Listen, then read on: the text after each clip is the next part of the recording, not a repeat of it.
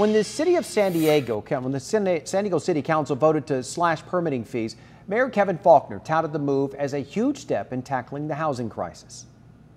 That's some of the fastest housing options that we could bring for renters, for families, for seniors to the market.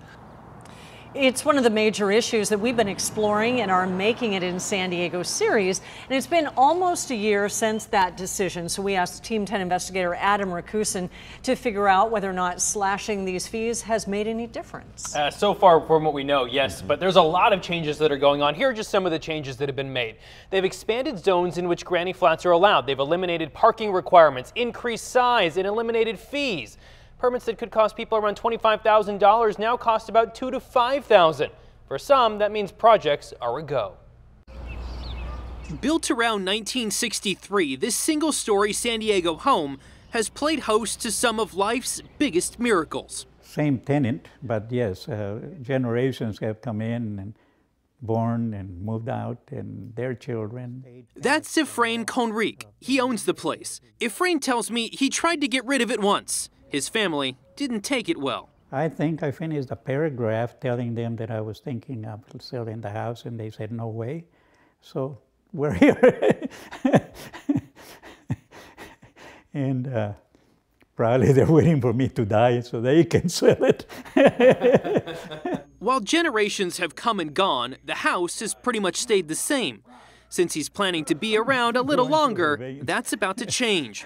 The backyard is getting an 1,100 square foot upgrade in the form of an ADU, or accessory dwelling unit. Most people know it as a granny flat.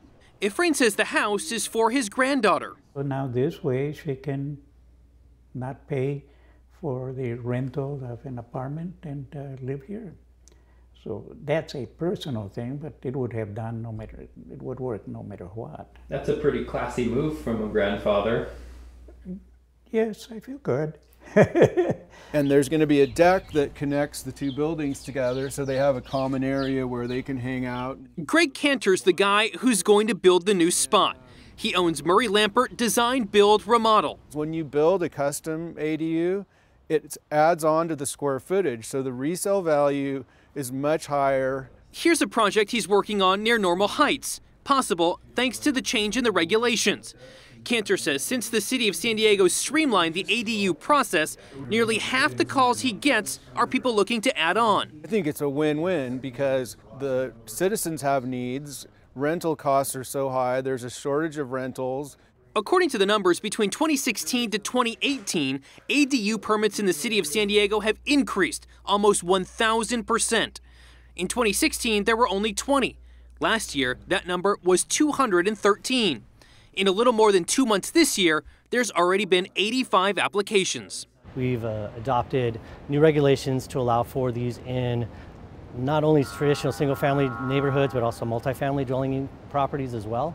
Gary Geiler is the deputy director of the city's Development Services Department.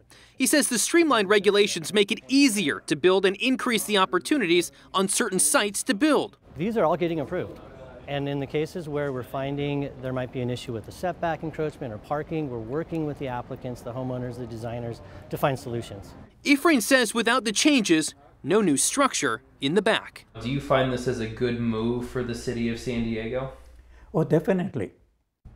And the city of San Diego isn't the only one slashing prices. Earlier this year, the County Board of Supervisors voted to waive county permit and development impact fees.